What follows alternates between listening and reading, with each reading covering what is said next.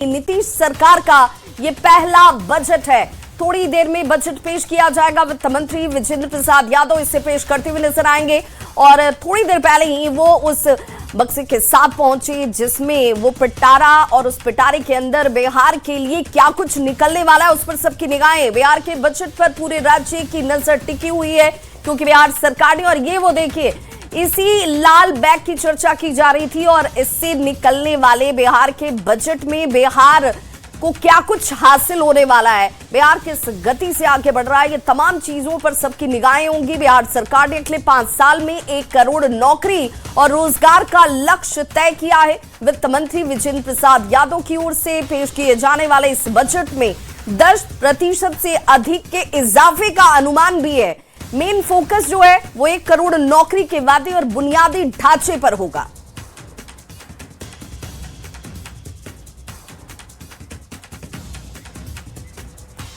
और हमारे साथ इस वक्त अर्थशास्त्री मार्जिया मुशर्रफ जो हैं जुड़ चुके हैं। और मार्जिया जी, मैं आपसे समझना चाहूंगी, चूंकि 10% इजाफे को अगर हम इस लहजे में समझें कि इससे क्या कुछ बदल सकता है, या किसी भी राज्य के बजट के लिए 10% इजाफा कितना मायने रखता है?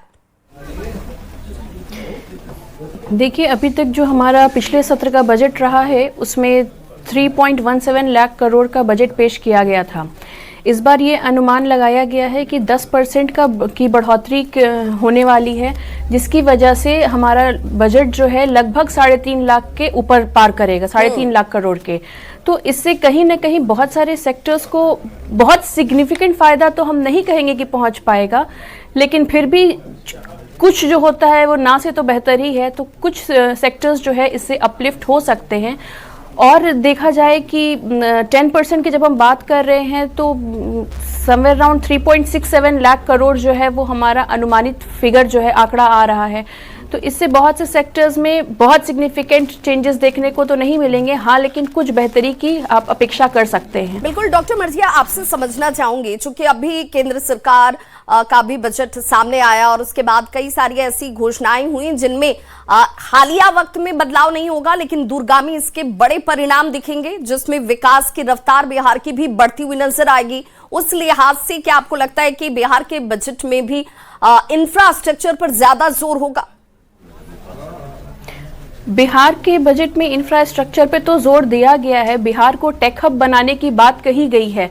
ऐसा कहा गया है कि बिहार में इंफ्रास्ट्रक्चरल डेवलपमेंट को लेकर के बहुत कुछ किया जाने वाला है और बिहार को टेक हब बनाना सुनिश्चित किया गया है। तो इसकी वजह से हम कह सकते हैं कि चूंकि हमारी इकोनॉमी जो है वो 3 क्लासेस में डिवाइडेड होती है। एग्रीकल्चर हो गया आपका, मैन्युफैक्चरिंग हो गया और सर्विस सेक्टर्स हो गया। जबकि हम ये देखते हैं अभी कि सर्विस सेक्टर जो है वो हमारा सबसे बड़ा फिगर है आपका, फॉलोड बाय मैन्युफैक्चरिंग सेक्टर, और एग्रीकल्चर जो है वो कहीं ना कहीं बिहार का पिछड़ रहा है। तो एग्रीकल्चर को फिर से अपलिफ्ट करने की थोड़ी जरूरत है, क्योंकि बिहार एक एग्रेरियन इकोनॉमी है। तो एग्रीकल्चर को हम छोड़ करके आगे नहीं बढ़ सकते हैं। ऑल्दो इंफ्रास्ट्रक्चर डेवलपमेंट करना है, होना भी चाहिए, टेक हब भी बनाना है, लेकिन एग्रीकल्चर को छोड़ करके हम आगे नहीं बढ़ सकते। तो एग्रीकल्चर सेक्टर पे भी फोकस करना बहुत जरूरी है। बिल्कुल, चूंकि डॉक्टर मार्जिया आप अर्थशास्त्री भी हैं और इस वक्त देखिए प्रेम कुमार जो है वो पहुंच चुके हैं।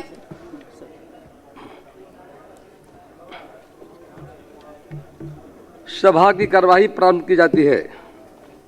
अब वित्तीय कार्य लिए जाएंगे। तो ये सीधी तस्वीर आप इस वक्त देख पा रहे हैं और इंतजार किया जा रहा है बिहार के बजट के पेश होने का, जो अब से कुछ ही क्षणों में शुरू हो जाएगी, क्योंकि कार्यवाही की शुरुआत हो चुकी है। और ये बिहार का बजट जो है उम्मीदों वाला बजट है, ये इंफ्रास्ट्रक्चर के लिहाज से बढ़ने वाला बजट है। अध्यक्ष महोदय, मैं वित्तीय वर्ष 26-27 का आय व्यय विवरणी सदन में उपस्थापित करता हूँ। महोदय,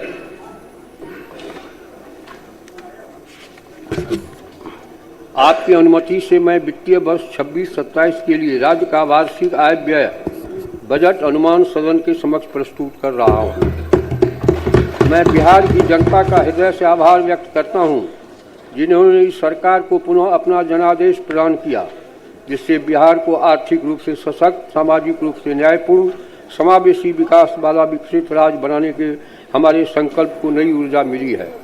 महोदय, माननीय प्रधानमंत्री श्री नरेंद्र मोदी जी के नेतृत्व में प्रस्तुत केंद्रीय बजट 25-26 में बिहार के लिए मखाना बोर्ड की स्थापना, ITI पटना के विस्तार, खाद्य प्रसंस्करण संस्थान, हवाई अड्डा विकास एवं प्रमुख सिंचाई परियोजनाओं को मिले सहयोग हेतु मैं राज्य की ओर से आभार व्यक्त करता हूँ।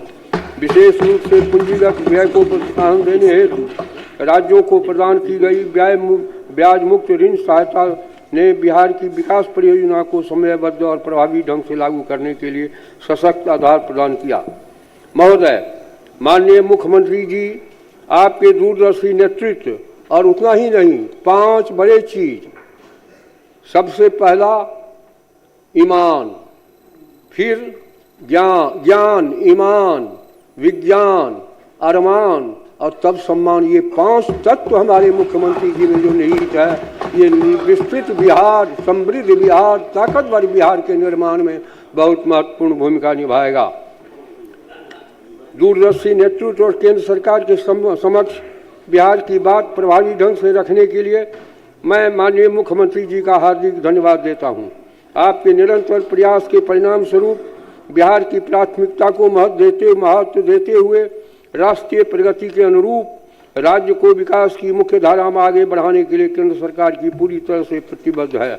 यह साझा संकल्प विकसित और आत्मनिर्भर बिहार के लक्ष्य को मजबूती देगा तथा विकसित भारत की यात्रा में बिहार की भूमिका को सशक्त बनाएगा। महोदय, एक तरफ जहां भारत विश्व की अर्थव्यवस्था में सबसे तेज गति से आगे बढ़ रहा है, वहीं दूसरी तरफ बिहार की आर्थिक विकास दर भी तेज गति से बढ़ने वाले राज्यों में शामिल है।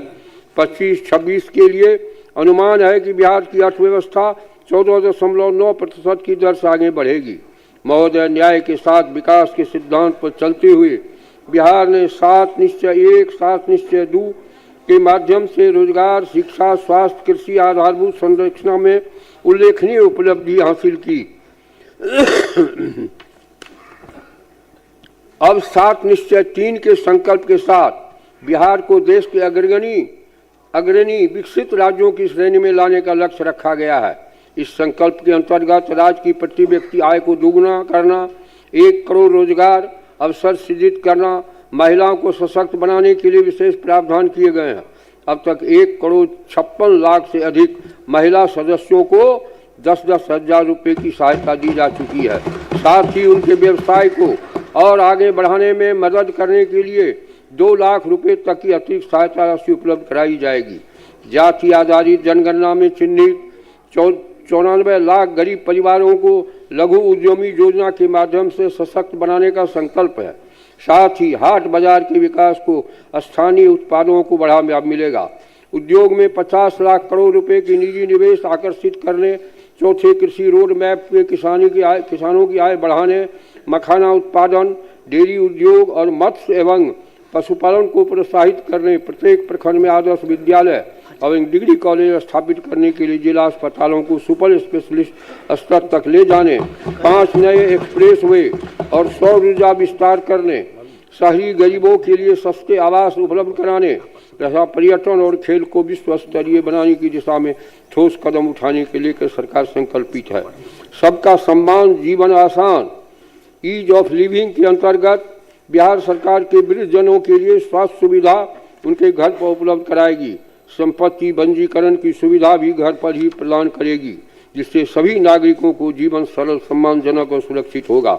महोदय, बिहार का बजट आकार पिछले कुछ वर्षों से उल्लेखनीय रूप से बढ़ा है। जो 2004-05 में 23,800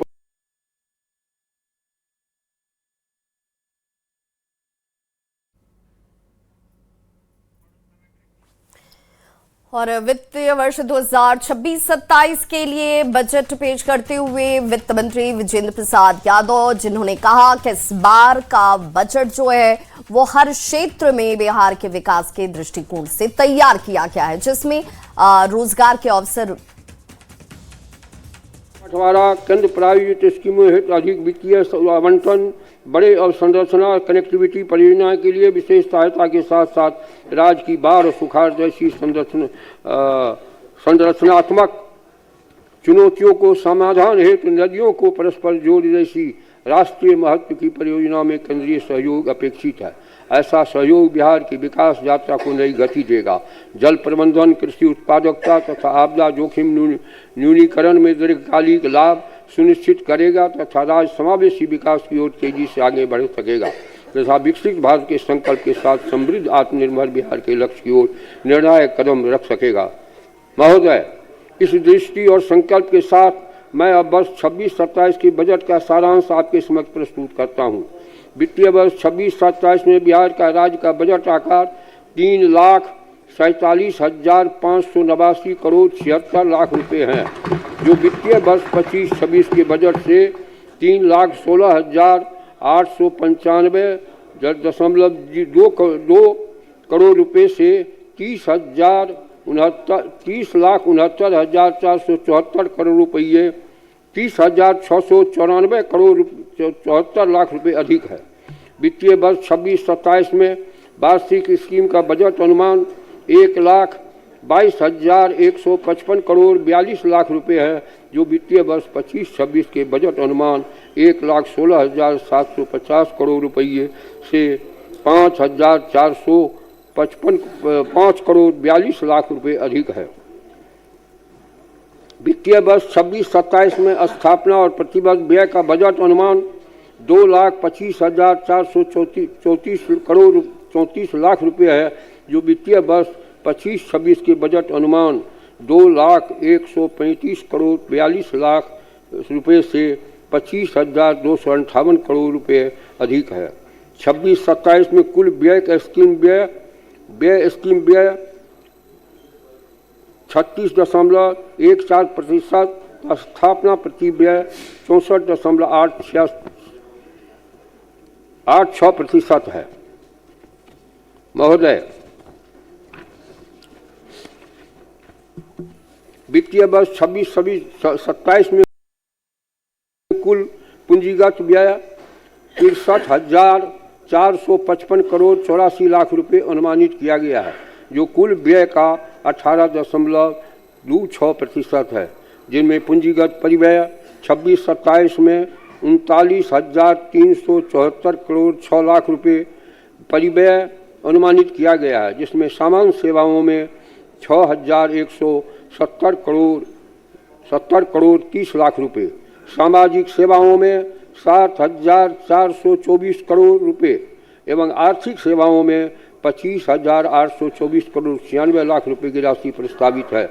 वित्तीय वर्ष 26-27 में कुल राजस्व प्राप्ति 2,85,277 करोड़ 12 लाख रुपये अनुमानित है, जो वित्तीय वर्ष 25-26 के बजट से 2,60,831 करोड़ 24 लाख रुपए अधिक है। 24,445 करोड़ असंगठित अधिक है। वित्तीय वर्ष 26-27 में राज्य के अपने स्रोत से कर राजस्व के रूप में 65,800 करोड़ रुपए प्राप्त होने का अनुमान है, जिसमें 50,000 करोड़ रुपये वाणिज्य कर, 10,000 करोड़ रुपये स्टाम्प एवं निबंधन शुल्क, 5,000 करोड़ रुपये परिवहन शुल्क, 800 करोड़ रुपये भू राजस्व से प्राप्त होगा। वित्तीय वर्ष 26-27 में राज्य के अपने स्रोतों से गैर कर राजस्व के रूप में 9,402 करोड़ 99 लाख रुपए प्राप्त होने का अनुमान है, जो कि वित्तीय वर्ष 25-26 के अनुमान से 8,220 करोड़ रुपये अधिक है की तुलना में 1,142 करोड़ रुपये अधिक है। इसमें खनन से 4,200 करोड़ रुपये, ब्याज प्राप्ति से 2,570 करोड़ 8 लाख रुपये, वर्ष 26-27 में राजस्व अधिशेष 1,147 करोड़ 29 लाख रुपये अनुमानित है। वित्तीय वर्ष में 26-27 में 39,111 करोड़ 80 लाख रुपये राजकोषीय घाटा रहने का अनुमान है, जो सकल घरेलू उत्पाद 13,09,155 करोड़ का 2.99% है। सामयिक निधि में राशि वित्तीय वर्ष 26-27 में सकल व्यय 3,53,045 करोड़ करोड़ रुपया प्रस्तावित है, जिसमें निवल व्यय 3,47,589 करोड़ 76 लाख रुपए है। विदित है कि विनियोग विधेयक के संकल्प व्यय प्रस्तावित किया जाता है। वित्तीय वर्ष 26-27 में सकल व्यय 3,53,045 करोड़ रुपये में मध्य 3,02,242 करोड़ 13 लाख रुपए एवं भारित राशि 50,803 करोड़ 2 लाख रुपए हैं। अध्यक्ष महोदय, माननीय सदस्यों ने मेरा भाषण पूर्ण एकाग्रता से सुना है, इसलिए मैं सदन के सभी सदस्यों के प्रति आभार प्रकट करते हुए मैं वर्ष 26-27 की वार्षिक वित्तीय विवरणी एवं अन्य बजट दस्तावेज को सदन के समक्ष प्रस्तुत करता हूँ। बहुत बहुत धन्यवाद।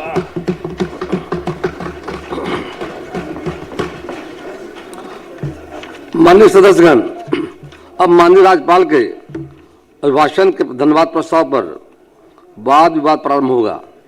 इसके दिनांक 3 फरवरी 2026 एवं 5 फरवरी 2026 को 2 दिन निर्धारित है। माननीय सदस्य श्री संजय सरावगी जी ने राज्यपाल के भाषण पर धन्यवाद प्रस्ताव पेश करने की अपनी इच्छा की सूचना दी है तथा माननीय सदस्य श्री भगवान सिंह कुशवाहा द्वारा इनके अनुमोदन का अनुरोध किया गया है। वाद विवाद एवं सरकार के उत्तर के लिए 4 घंटे का समय उपलब्ध है। कुछ समय बजट प्रस्तुत करने में व्यतीत हुआ है। अगर आवश्यकता पड़ी तो इस कार्य के लिए निर्धारित समय में बढ़ोतरी की जाएगी। विभिन्न दलों को उनकी सदस्य संख्या के आधार पर समय का आवंटन निम्न प्रकार किया जाता है। इसी समय में सरकार के उत्तर के लिए भी समय दिया जाएगा। Bharatiya Janata party 88 minute, Janata Dal you 84 minute, राष्ट्रीय Janata Dal 25 minute, Lok Janshakti Party Ramvilas 18 minute, Indian National Congress 6 minute, Hindustani Awam Morcha 5 minute, AIMIM 5 minute, Rashtriya Lok Morcha 4 minute, CPI-ML 2 minute, CPI-M 1 minute, Bahujan Samaj Party 1 minute, Indian Inclusive Party 1 minute. माननीय सदस्य श्री संजय सरावगी माननीय राज्यपाल के भाषण पर अपना धन्यवाद प्रस्ताव प्रस्तुत करें।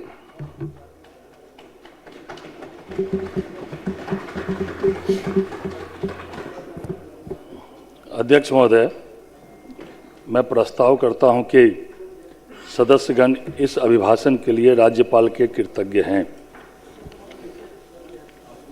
अध्यक्ष महोदय, मैं अपनी बात प्रारंभ करने के पहले बिहार के बारे में 2 लाइन बोलना चाहता हूं।